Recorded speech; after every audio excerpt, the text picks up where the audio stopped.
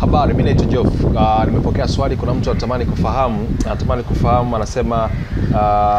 anasema kuna uhusiano gani kati ya kitabu cha Ufunuo na Danieli katika Biblia. Anatamani kufahamu uhusiano uliopo kati ya Ufunuo kwenye Agano Jipya, lakini kitabu cha Danieli kwenye Agano la Kale. Nataka kufahamu kuna uhusiano gani. Of course ukivisoma hivi vitabu kuna baadhi ya vitu unaweza kusema kama vinafanana, kwa hiyo anatamani kufahamu kuna uhusiano gani. Lakini kwanza tutambue tu kwamba vitabu vyote hivi viwili wanasema ni unabii wa kinyakati. Hivi vitabu vyote vimeandikwa au viko kwenye mfumo wa unabii wa kinyakati. Sasa inaonekana kwamba ama inaelezewa kwamba Danieli aliandika unabii huu kuhusu milki za dunia, ujio wa Masihi na mwisho wa dunia.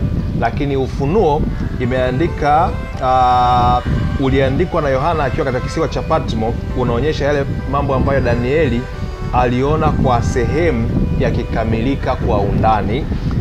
Danieli unabii ulikuwa umefungwa ukisoma katika Danieli sura ya 12 mstari wa 4, lakini Ufunuo ni unabii uliofunuliwa kwa upana ukisoma Ufunuo 22 na mstari wa 10 pale.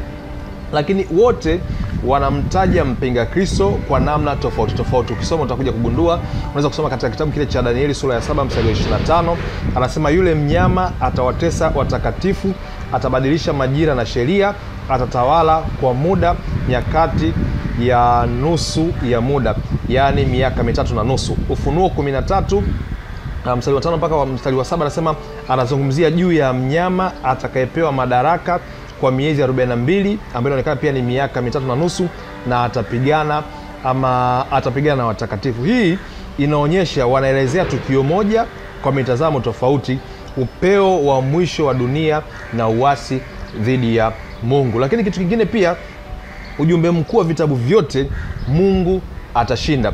Ukisoma Danieli anaonyesha kwamba mwisho wa milki zote za wanadamu, ufalme wa Mungu utakuja na utadumu milele na milele. Ukisoma Danieli 2:44. Lakini ukisoma Ufunuo pia inaonyesha Yesu Kristo akija kama mfalme wa wafalme, akiangamiza Babeli ya kiroho na kuanzisha mbingu mpya na nchi mpya, ukisoma katika Ufunuo 21. So kimsingi, kama vile ambavyo nimekwambia kutoka mwanzo, hivi vitabu vyote ni vya kiunabii wa kinyakati, na watu wote hawa walionyeshwa na Mungu na ndivyo ambavyo waliandika.